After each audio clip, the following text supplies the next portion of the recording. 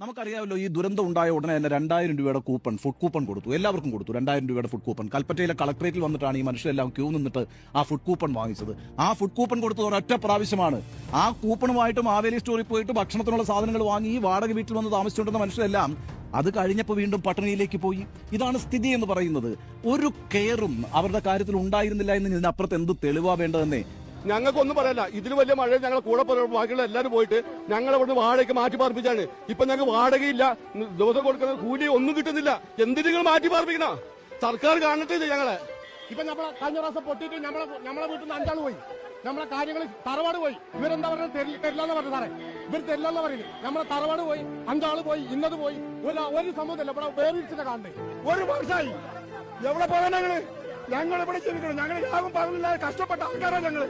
എന്നിട്ട് ഒരു 9,000 പോലും ഇല്ല. വേർതിരിക്കുക എത്ര സ്ഥലത്ത് കയറണം?